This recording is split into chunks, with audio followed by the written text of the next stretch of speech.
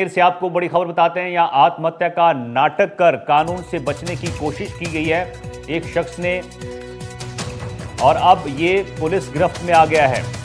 Rape का मुकदमे से बचने के लिए इसने ये साजिश रची, नाटक किया।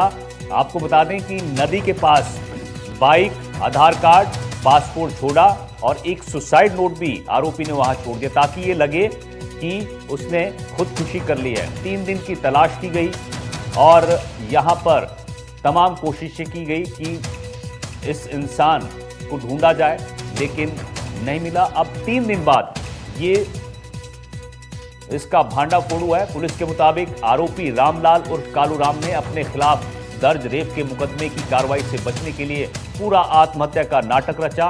उसने बनास नदी की पुलिया पर एक बाइक, आधार कार्ड की प्रतियां, पासपोर्ट साइज फोटो और एक कथित सुसाइड नोट छोड़ दिया ताकि ये भ्रम पैदा हो सके कि उसने नदी में कूदकर जान दे दी है।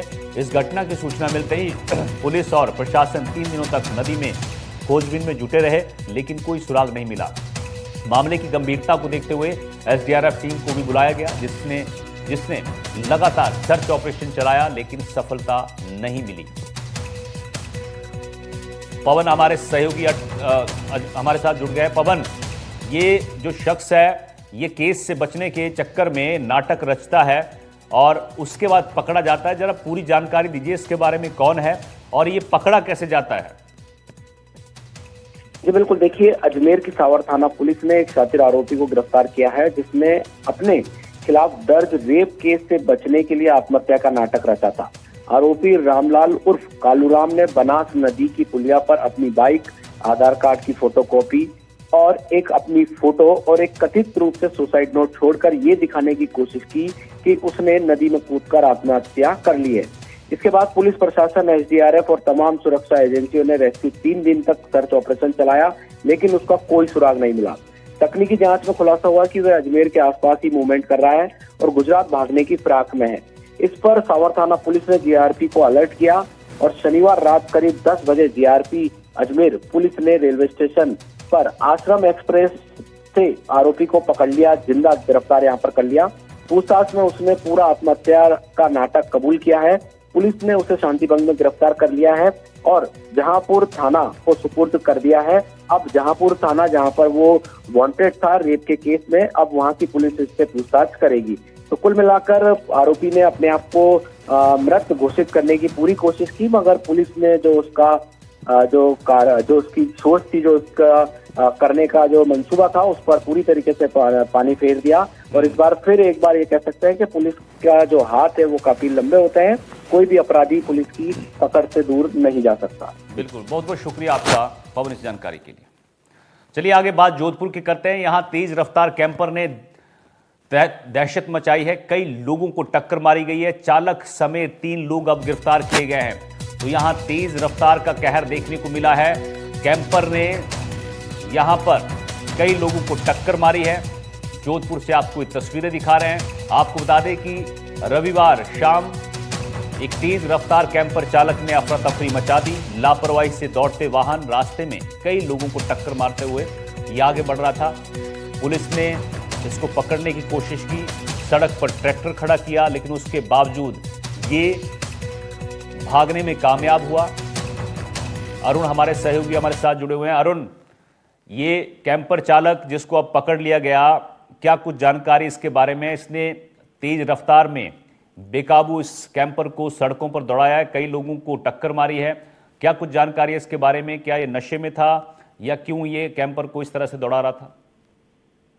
देखिए अनिल, सबसे बड़ी बात यह है कि ये जो कैंपर है, इसके आगे बट्टा जो है, जो लगा हुआ था लोहे का, जिससे टक्कर मारी जा सकती है किसी भी वाहन को, और तस्करी में काम लेने के लिए तस्कर लगाते हैं अमूमन इस तरह का।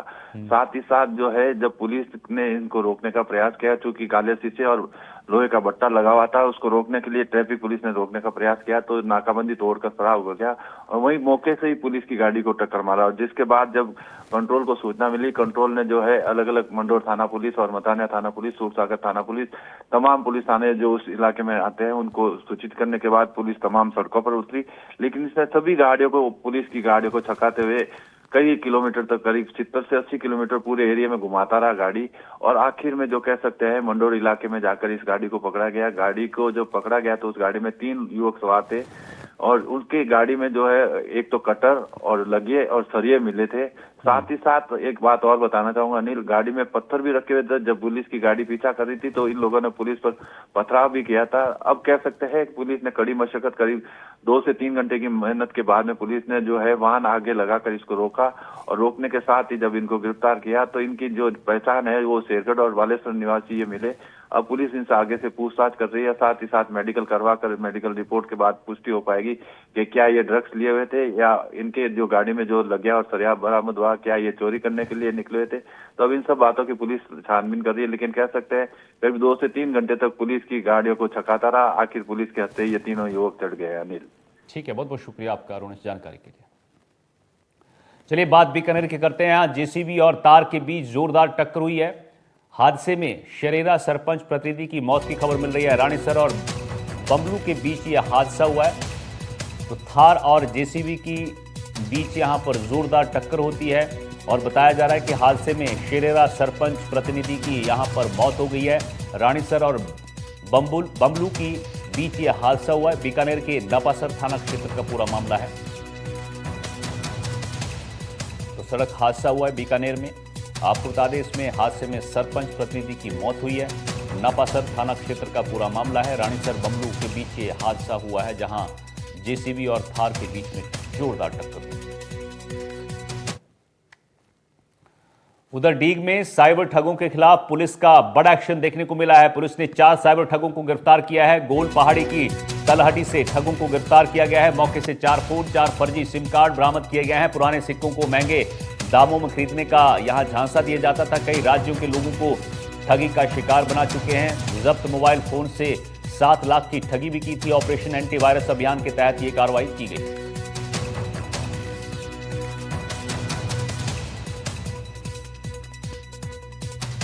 तो बड़ी खबर आपको डीग से बता रहे हैं जहां साइबर ठगों के खिलाफ पुलिस का बड़ा एक्शन देखने को मिला है। 4 साइबर ठगों को यहां पर गिरफ्तार किया है। गोल पहाड़ी की तलहटी से ठगों की यह गिरफ्तारी की गई है। मौके से 4 फोन, 4 फर्जी सिम कार्ड बरामद किए गए हैं। पुराने सिक्कों को महंगे दामों में खरीदने का झांसा दिया जाता था।